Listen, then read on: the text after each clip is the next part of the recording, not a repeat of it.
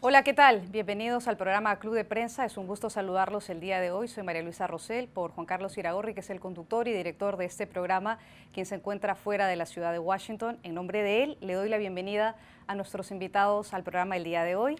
Juan Carlos Hidalgo, del Instituto Cato, gracias por estar aquí. Buenos días. Raquel Góes, de la agencia de Noticias EFE. Hola, María Luisa. Y José López Zamorano, jefe del Buró de Noticias Notimex. Gracias también.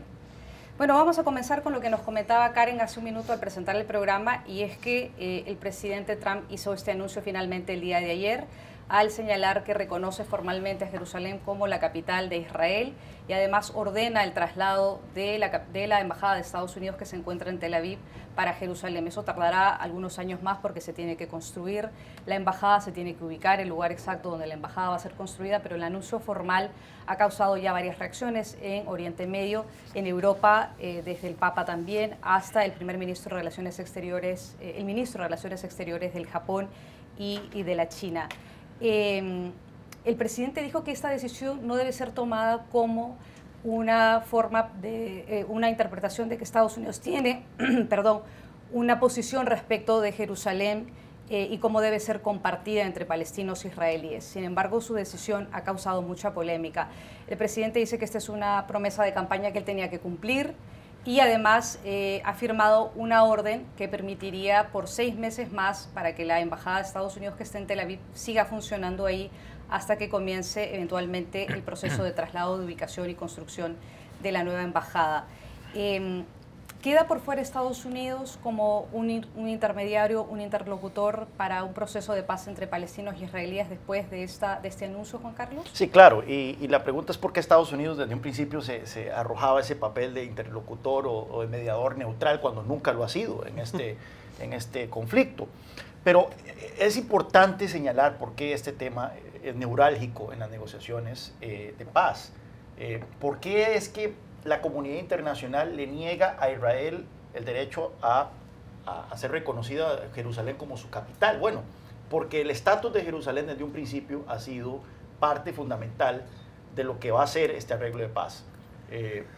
Cuando hubo la partición en 1948 del Estado israelí, los israelíes ocuparon la parte occidental, mientras que Jordania tenía la parte oriental de la ciudad. Eso cambia en la guerra de 1967, Israel ocupa la parte oriental y desde entonces ha mantenido esta ocupación y es reconocido como una ocupación por parte de la comunidad internacional.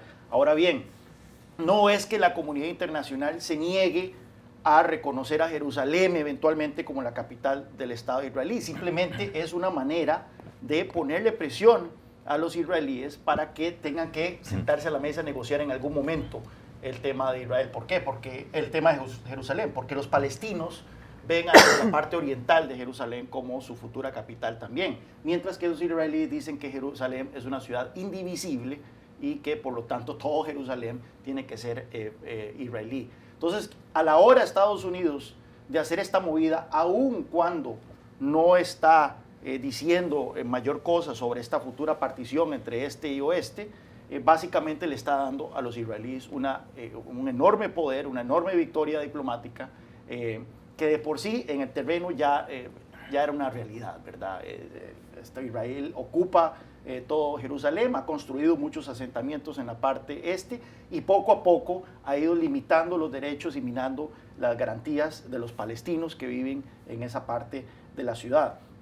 ¿Qué ha resultado? ¿Qué es lo interesante que está resultando ahora? Que ayer veía gente, ayer leía gente y veía gente de autoridades de la autoridad palestina por primera vez decir, bueno, a los pastores el tema de los dos estados, la solución de los dos estados, uno palestino y otro árabe, ahora la solución es un estado. Oh, qué interesante, porque esto entonces pone a Israel en un zapato. Porque entonces la solución de un Estado, en lugar de tener un Estado judío y un Estado árabe, palestino, la solución de un Estado es, bueno, está bien, todo esto es Israel, pero los árabes y los palestinos que habitan en la ribera occidental y en Gaza tendrían que pasar a ser ciudadanos israelíes con derecho a votar. Y por lo tanto, podrían en unos pocos años ser mayoría. Eso pondría en jaque entonces la naturaleza judía del Estado israelí y efectivamente podría reconfigurar toda la situación política de ese país, lo cual es impotable para los israelíes. Tendrían entonces que caer en un estado tipo Sudáfrica apartheid, ¿verdad? Negarle derechos a ciudadanos de ese estado. Entonces, ahora esto va a complicar más, porque si los palestinos empiezan a decir, bueno, ¿saben qué? Ya no nos interesa entonces tener un estado, sino lo que queremos es derechos propios de ciudadanos dentro de un estado mixto israelí-palestino, vamos a ver qué reacción entonces tendrían en Tel Aviv. Raquel, la principal diplomática europea, Federica Mogherini, dijo que realmente esta decisión iba a complicar mucho más el escenario, tal cual lo descrito Juan Carlos. Ella dijo textualmente, se debe encontrar un camino a través de las negociaciones para resolver el Estado de Jerusalén como una capital futura de ambos estados. Y jamás, dijo el día de hoy, que hacía un llamado, una convocatoria para una sublevación palestina, lo que podría ser una tercera intifada. Y hay un gran temor de que comience un brote de violencia muy grande, como se ha visto en otras oportunidades. El presidente Trump parece que no reconoce que hay una resolución de 1967 de la ONU que reconoce que Palestina está en territorios ocupados y que Israel tiene territorios ocupados. ¿Cómo se entiende en ese contexto la decisión del presidente y cuáles son las consecuencias que va a traer para Estados Unidos esta decisión? Bueno, yo creo que por un lado la decisión de Trump muestra que su obsesión por cumplir esa serie de promesas electorales está por encima de cualquier otra implicación mundial, internacional, incluso nacional. Le da igual. Creo que esta decisión quizás sea la que más refleja la irresponsabilidad de sus acciones, esa falta de miras, ¿no?, que tiene a la hora de tomar y su poca capacidad para analizar cuáles son las consecuencias. Eso es lo que más me preocupa, porque estamos hablando de uno de los conflictos de la historia moderna más enquistados, más graves, más enredados, más complicados, y como bien decía Juan Carlos, no había una razón razonable para nombrar a Jerusalén capital de Israel, en tanto que de facto los israelíes ya tienen tomada la ciudad realmente. Tampoco es que los israelíes estén demandando ese hecho de manera continua. Con lo cual, en primer lugar, me parece una falta de irresponsabilidad que va a tener consecuencias y que no es que queramos ver digamos, una consecuencia violenta de todo esto, pero sí que este señor necesita vislumbrar cuáles son las consecuencias reales de las decisiones que toma, porque a veces yo creo que piensa que se trata de un juego, que sí, se queda en el salón de su casa y en una partida de ajedrez, y es mucho más allá que todo eso. Y en segundo lugar, bueno, sobre las consecuencias para Estados Unidos a nivel internacional, yo creo que es el presidente de Estados Unidos que más prisa se está dando por desacreditar a Estados Unidos en la esfera internacional. Es muy difícil que Trump justifique sus posiciones después de haberse salido del Acuerdo de París a las bravas, después de tomar una decisión unilateral pasándose por encima cualquier tratado, convención internacional, cualquier décadas de negociaciones y de diplomacia desde el 48, ¿no? Bueno, pues veremos a ver en qué resulta todo esto, pero sí que hay una gran dosis de responsabilidad que en algún momento estallará y espero que no sean los civiles los que paguen las consecuencias. José. Bueno, esta mañana nos recordaba irónicamente un columnista del diario The Washington Post aquel pasaje de la campaña de Trump donde decía que los estadounidenses se iban a cansar de ganar, ¿no? Se van a cansar, vamos a ganar tanto que se van a cansar, me van a pedir, ya no ganes tanto, porque se van a cansar.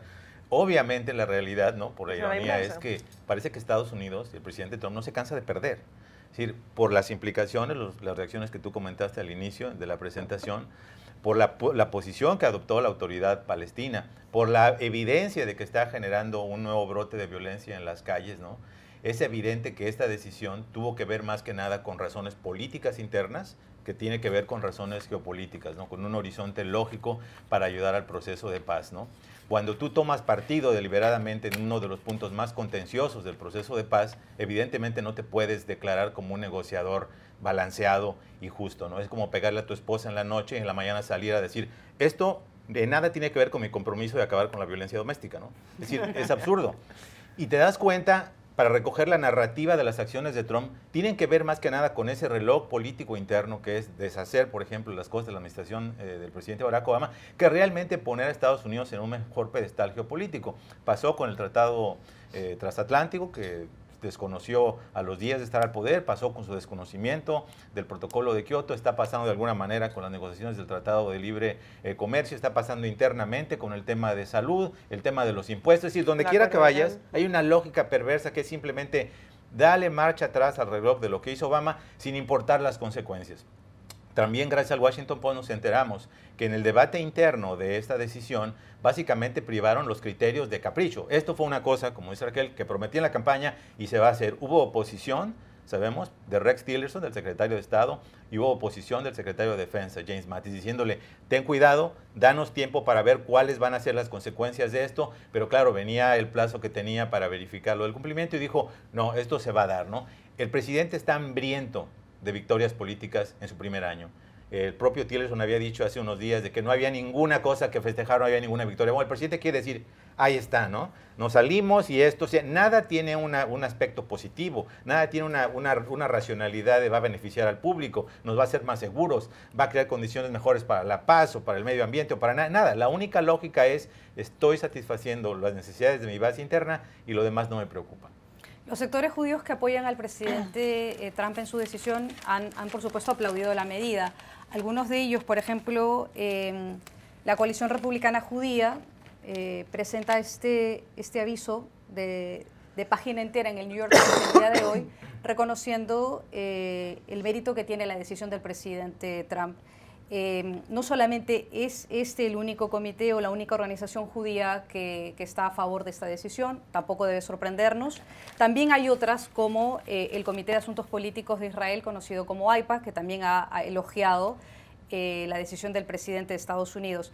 Pero además hay otros artículos, uno en particular de The Guardian, en donde se habla del ímpetu del presidente Trump, que además, recuerda, el Guardian tiene una hija, Ivanka, casada con un judío, ya se convirtió al judaísmo antes del 2009 cuando se iba a casar con Jared Kushner, que es además asesor del presidente de Estados Unidos, y señala el Guardian, Trump es visto como un presidente que causa división, y este caso no sería una excepción.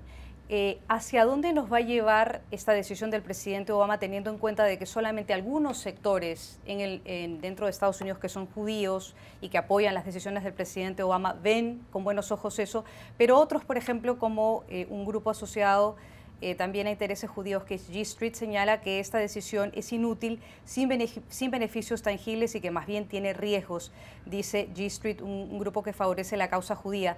Dice, contradiciendo décadas de política presidencial que es bipartidista, esta decisión más bien socava seriamente el compromiso declarado de la administración de resolver el conflicto entre israelitas y palestinos.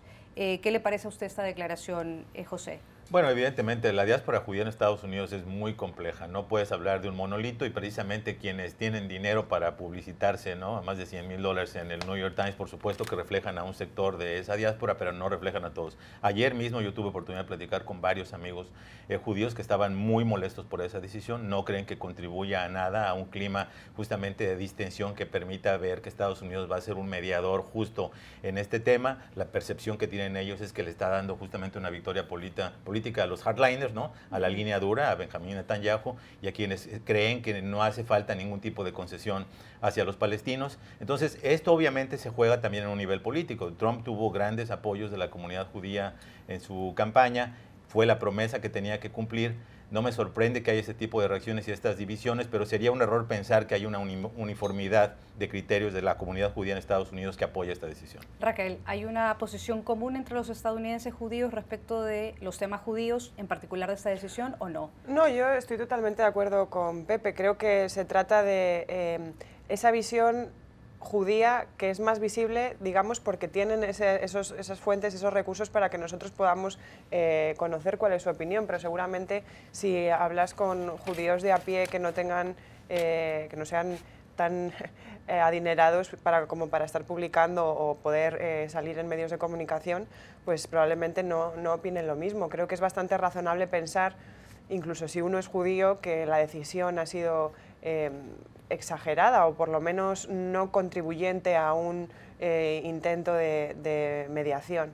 Pero es interesante lo que decía Juan Carlos antes también, en qué momento Estados Unidos tiene que erigirse como el mediador en este conflicto. ¿Quién le ha nombrado el mediador capaz y saludable y sano? Desde luego la administración Trump ha dado visos de no tener ninguna intención de solucionarlo, o por lo menos, o sea, ese discurso es demasiado contradictorio como para que nos lo creamos, ¿no?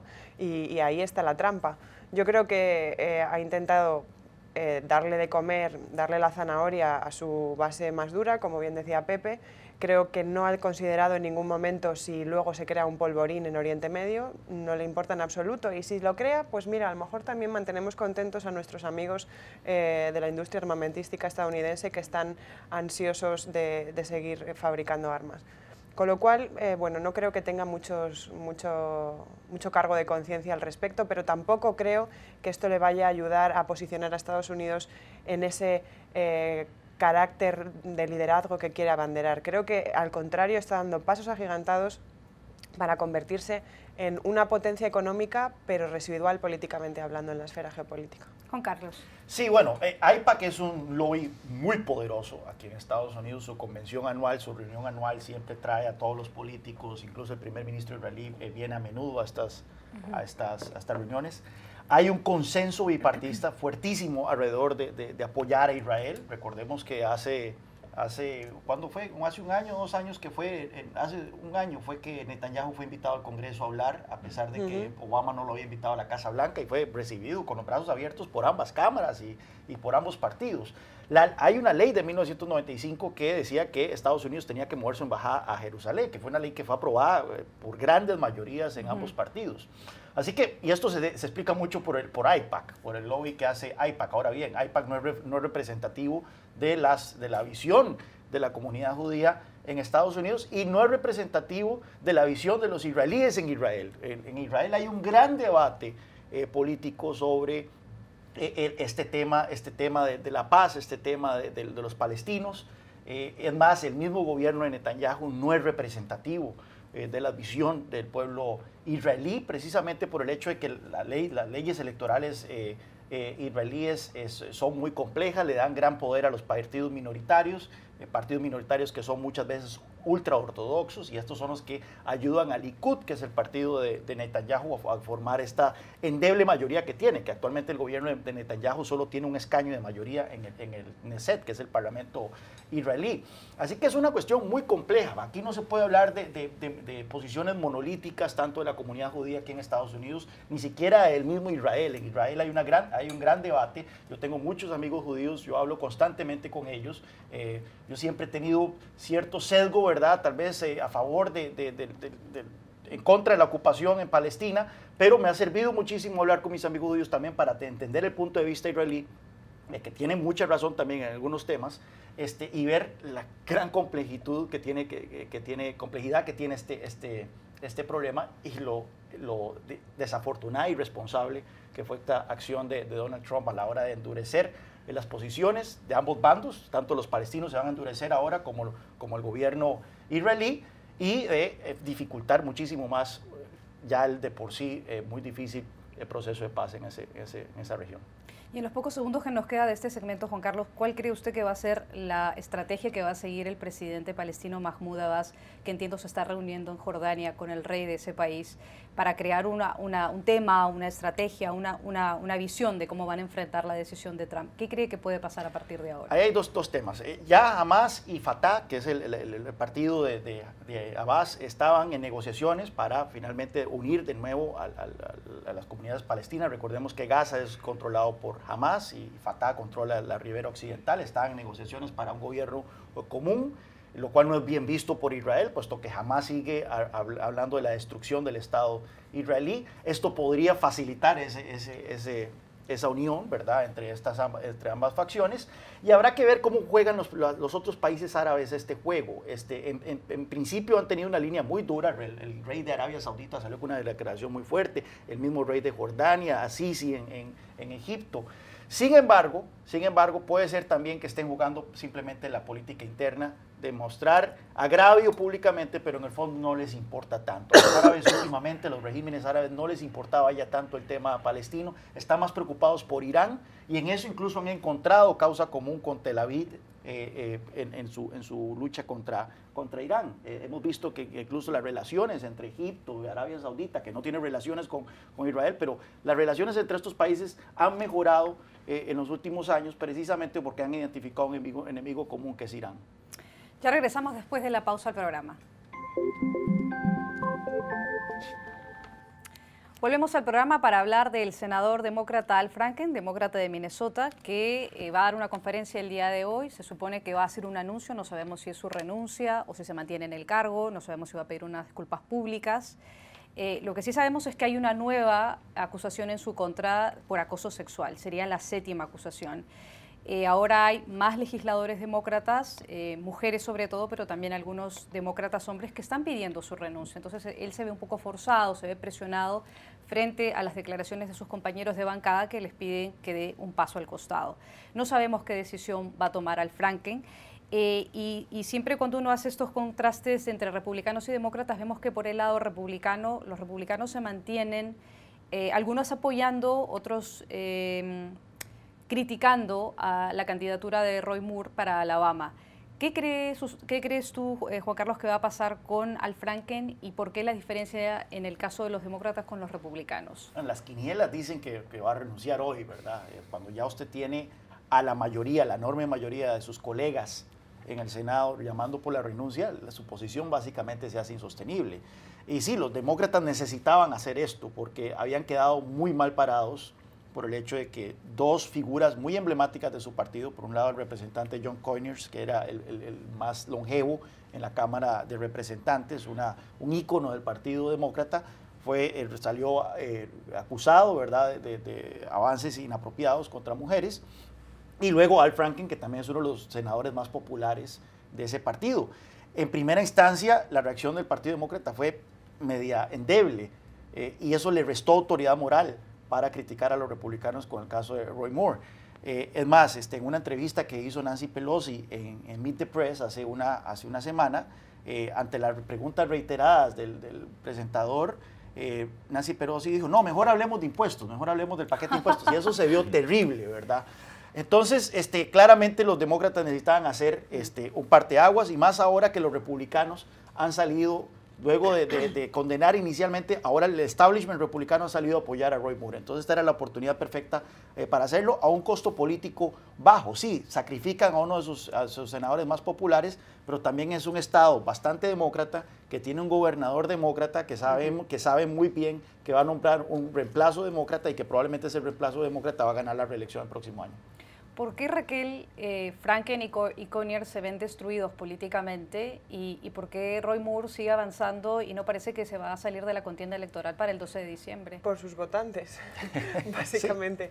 Sí. Digamos que el votante demócrata fundamentalmente pena o es más exigente a la hora de reivindicar ese tipo de malos actos, ¿no? Es decir, un demócrata va a exigir que un representante suyo, por favor, renuncie si cualquier sospecha ronda a su alrededor en el caso de algo tan grave como acosos sexuales. Sin embargo, en el lado republicano, pues no voy a decir que está bien visto, pero sí está perdonado, y ellos lo saben, son conscientes de que una actuación así se perdona porque han votado a un presidente del que salió diciendo que agarraba a las mujeres por sus genitales, y la gente lo votó y lo eligió como presidente, lo cual quiere decir que no les importa. Y esto tiene que ver con todo este lenguaje del que hemos hablado sobre este machismo, digamos, enquistado en la epidermis de este país, y tiene que ver con la mitad de un país fundamentalmente, y además con raíces muy conservadoras. Estados Unidos, pese al Partido Demócrata, pues no es que sea, digamos, un partido extremadamente de izquierdas. Los primeros que salieron ayer a alzar la voz fueron mujeres, y eso también denota mucho la gravedad del asunto. En el propio Partido Demócrata había hasta cierta reticencia porque no están acostumbrados a este tipo de acciones. En Estados Unidos es como hasta casi reconocible toda esta oleada de escándalos sexuales de las últimas décadas, pero eran escándalos sexuales consentidos y hasta a la gente como que le gustaba que de vez en cuando saliera un escándalo sexual en el Congreso o en la presidencia para tener algún chascarrillo del que hablar, pero es que ahora estamos hablando de cosas más serias, que a lo mejor entonces también estaban ocurriendo, pero no se contaban. Y creo que el Partido Demócrata debe responsabilizarse, debe ser consciente de quiénes son sus electores, porque además si no puede pagar las consecuencias muy gravemente y además hay que destacar que todavía no han sido capaces de reconstruirse de la derrota de 2016 y cualquier paso en falso a ese respecto es muy grave, porque recordemos que Bernie Sanders obtuvo muchísimos votos en las elecciones primarias desde una izquierda más marcada, digamos, que el centro izquierda de Hillary Clinton, y esa base de votantes que reclaman políticas de izquierda de verdad pueden penalizarles gravemente. José. Mira, las acusaciones contra Al Franken no hay duda que son serias, ¿no? Y de acuerdo con los medios que han entrevistado a las víctimas, son creíbles, ¿no? Porque hicieron todo un escrutinio muy riguroso antes de publicarlas. Entonces, evidentemente, ahí no hay vuelta de hoja, hay una conducta que tiene que tener una consecuencia. Eso por una parte. Pero esta idea de una indignación sincronizada a la misma hora de todos los senadores y las senadoras demócratas es absolutamente sospechosa. O sea, ese pescado no me lo trago. O sea, este es Washington en su peor momento de politiquería, con un fin político determinado y no importa con quién tienen que acabar, y va a pasar así, ¿no? Es el partido finalmente de Ted Kennedy y de Bill Clinton, o sea, digamos, ¿no?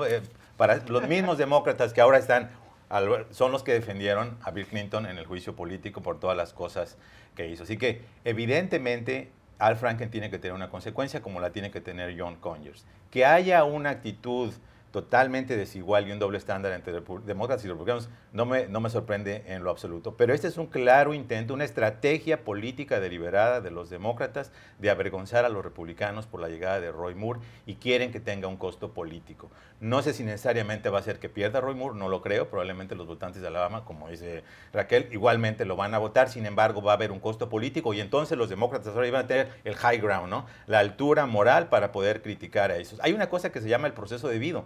Yo no sé si Al Franken es culpable o no, él se ha mantenido de una manera, ¿no?, ambigua, ha dicho que unas cosas hizo, de otras no ha respondido, hoy probablemente lo aclararemos, pero hay una cosa que se llama el proceso debido. Hay un proceso dentro del Senado que se llama el Comité de Ética. El Comité de Ética tiene que analizar las acusaciones, después de esa acusación tiene que tomar una conclusión, un reporte, y en base a lo cual puede tomarse una decisión de consecuencias que pueden incluir su destitución. Ese proceso no ha ocurrido.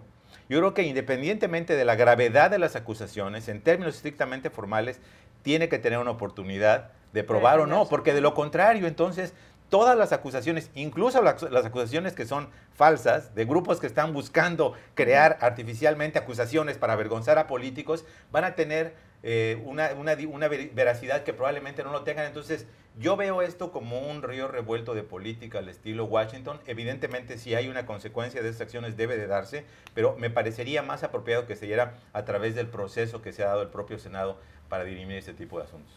Es momento de ir a nuestra sección en cifras.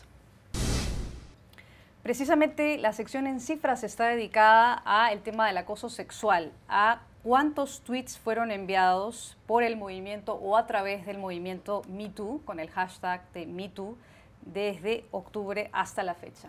¿Cuántos cree usted, Juan Carlos? No, ya yo lo había visto. 3.200.000. Pero yo creo que eso es una gota en el océano, probablemente. ¿Y usted cree que esto es mucho? ¿Le sorprende? ¿Le parece que es demasiado? ¿O esperaba una cifra mayor, Raquel? Bueno, podría esperar una cifra mayor. Creo que el movimiento MeToo ha servido más dentro de Estados Unidos que en el exterior. Pero bueno, no es una cifra desdeñable tampoco. Hay veces que una Super Bowl causa más tweets, quiero decir, me parecería justo que salieran más. Pero bueno, me conformo. José, más de 3.200.000 tweets. Bueno, aunque no lo crean, hay gente que no tuiteamos. Así que yo creo que esta cifra, yo coincido con Juan Carlos, es simplemente una gota en el océano. Creo que este tema llegó para quedarse y mi opinión personal es que va a generar y está generando ya una revolución cultural en el trato a las mujeres. Vamos a una pausa comercial, ya regresamos a nuestro siguiente segmento. Volvemos a Club de Prensa, a nuestro tercer segmento para hablar del presidente Putin, que ha decidido relanzarse a las elecciones que son el 18 de marzo. Se va a presentar nuevamente a un proceso electoral en Rusia. No es la primera vez que lo hace. Putin ya se presentó en el 2000, 2004, en el 2012, en el 2008 tuvo que dejar que Dmitry Medvedev sea el presidente de Rusia porque la Constitución rusa no permite más de 2 elecciones consecutivas. ¿Damos por hecho que Vladimir Putin será reelegido el 18 de marzo, Juan Carlos? Bueno, así como anunció su candidatura, fácilmente pudo haber anunciado con qué margen va a ganar. Controla todo el poder en Rusia. Los partidos que se lanzan a la oposición son partidos que nacen en el Kremlin, o sea, el partido disque Partido Liberal es un partido que nace en el Kremlin, es una ampara del Partido Comunista y demás. Incluso la hija del exalcalde de San Petersburgo se ha presentado también como candidata a presidente y este es el mismo alcalde de San Petersburgo para el cual Putin trabajó cuando estuvo de vicealcalde en esa ciudad. Así que todo está muy bien coordinado. El único rival serio, importante, que tiene un gran apoyo por parte de los jóvenes, a Alex Navalny, ha sido prevenido de lanzarse por un fallo judicial, arreglado. Así que vamos a tener Vladimir Putin hasta el 2024. Yo creo que yo tenía 19 años cuando Vladimir Putin llegó al poder y voy a tener 44 cuando supuestamente se le acaba este último mandato presidencial, que vamos a ver qué ocurre. Efectivamente la Constitución limita a 2 periodos consecutivos, se ampliaron a 6 años, pero veremos qué pasa en el 2024. Raquel, ¿qué piensa usted? Bueno, pues que creo que es el rey de la fake democracy, ¿no? Ha montado todo un auténtico teatro con atrezzo, cámaras, acción, ¿no? Sobre la democracia.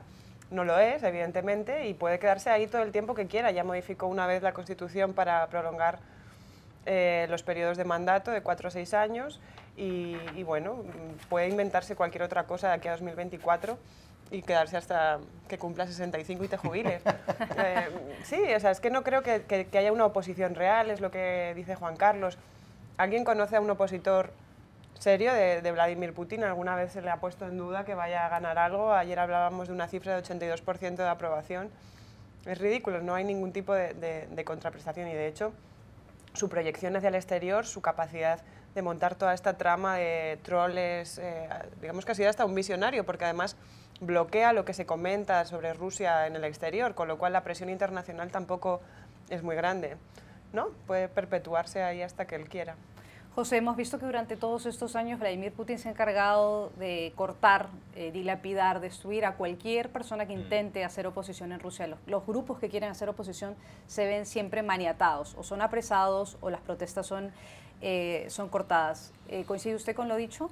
Sí, absolutamente, ¿no? O sea, el hecho de que él tenga una popularidad que envidiaría a cualquier líder del mundo no tiene nada más que ver con el hecho de que tiene un control, ¿no?, de los medios de información, que ha sabido apagar, neutralizar a la oposición, a líderes prominentes, a críticos prominentes, sino el hecho de que le ha dado al público ruso un poco lo que le prometió Trump al público de Estados Unidos, esta idea de regresar a la grandeza de Rusia, ¿no?, que por muchos años fue un país que fue básicamente como un paria de la comunidad internacional, un remedio de aquellos años de grandeza después de la Segunda Guerra Mundial.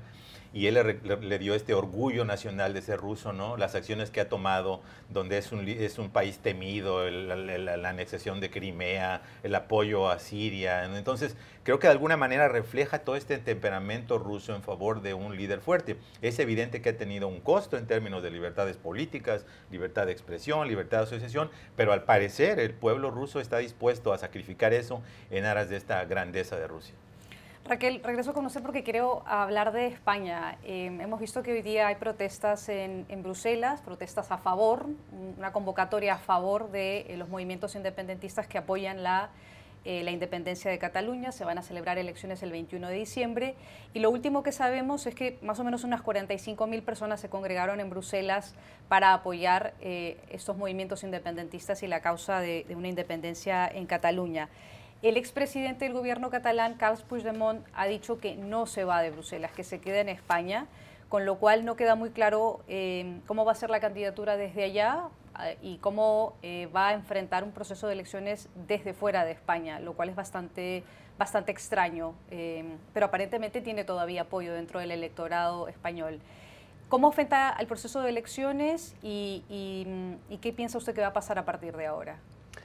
Bueno, en primer lugar, desde luego se trata de un escenario sin precedentes en la democracia española, que un candidato a cualquier gobernación, en este caso autonómica, se presente y haga su campaña desde otro país. Es como poco inusual, ¿no? No solamente en España, creo que en cualquier otro sitio. Creo que se trata de una estrategia errónea por parte del gobierno, porque el discurso que han lanzado desde el gobierno del Partido Popular ha sido esa idea de que el gobierno de Carles Puigdemont, que fue elegido por los catalanes, había roto la ley y la Constitución, lo cual es cierto. Pero a su vez, con esa mano dura de la aplicación del famoso artículo 155, que habrán oído hablar, lo que han provocado es quitarle, digamos, la autonomía o las capacidades de autogobierno de las que gozaba Cataluña en este periodo transicional, convocar elecciones inmediatamente para el día 21, como decías, pero se ha deslegitimado y se ha sacado del cargo a Puigdemont, lo que ha hecho que, además, sumado a esas denuncias que podrían llevarle a la cárcel con prisión preventiva, como está el vicepresidente de la Generalitat, Oriol Junqueras, han hecho que se convierta en una especie de mártir. Y creo que a nivel político y a nivel mediático, la idea de que un político, un candidato, se pueda presentar a las elecciones cuando está perseguido por la justicia, pero a su vez se presente desde Bruselas, o sea, es como una especie de mensaje contraproducente, creo, para por lo menos aquellos partidos constitucionalistas. Creo que ubicar a Puigdemont en esa suerte de héroe que huye de la represión española, que no deja de ser algo bastante... es un poco... O sea, tiene mucho de falso, porque en realidad la aplicación de la Constitución y esa violación de las leyes es algo real, y ellos lo han hecho a sabiendas de que estaban incumpliendo la ley. Pero bueno, el gobierno está intentando lidiar con ese asunto como puede. No sé hasta qué punto que Carles Puigdemont esté en Bruselas le va a afectar, creo que le va a beneficiar, y no descartaría que él mismo se acercara al territorio español en los últimos días para forzar, no sé si un arresto, pero sí un escenario que causara mediáticamente mucho impacto para obtener más votos de cara al 21 de diciembre. No hay que... El gobierno, que también creo que se equivoca minusvalorándolo, hablaban ayer de que perdía Puigdemont y demás. No lo creo, en las encuestas sigue teniendo más o menos el mismo apoyo que en las elecciones anteriores, y creo que el resultado electoral, más allá de la agrupación del voto constitucionalista en Cataluña a favor de Ciudadanos, no creo que vaya a cambiar el espectro en la suma de mayorías, así que vamos a seguir con el mismo problema. Juan Carlos.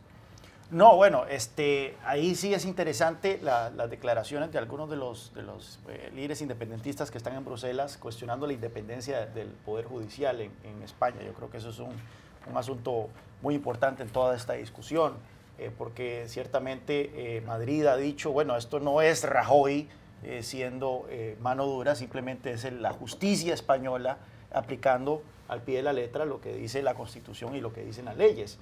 Pero bueno, también hay gente que dice la justicia española, las cortes no son tan independientes como uno esperaría de un país europeo. Y tiene su parte de razón, quiero decir, hace poco, y a razón de todo este revuelo con el tema catalán, el gobierno cambió parte del equilibrio de poder de la audiencia que está evaluando los temas de corrupción en los que el propio PP está implicado. O sea, los catalanes tienen argumentos para defender esa tesis.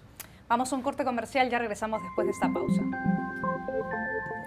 Volvemos a nuestro último segmento del programa para hablar sobre México, aprovechando que José López Zamorano está aquí en el programa, y le quería preguntar, José, sobre el candidato del PRI, José Antonio Meade, que ha hecho una reunión para poder buscar alianzas con otros candidatos para que le favorezcan en las urnas el año entrante.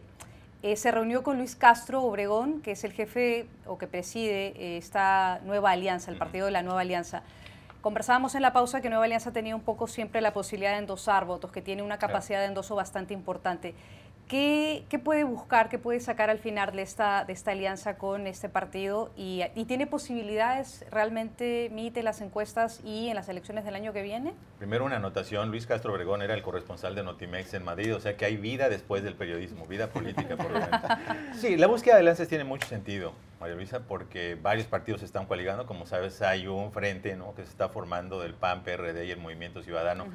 No se sabe a dónde va a llegar todavía, tienen algunos problemas ahí para la definición de la candidatura, pero para el PRI ha sido muy tradicional buscar alianzas. Estaba leyendo justamente un análisis que hizo el diario El Economista de México, y hay 38 gobernadores en este momento en los cuales surgieron por alianzas que tuvo el PRI con otros partidos. Hay 477 presidentes municipales que llegaron al poder justamente en ese tipo de alianzas.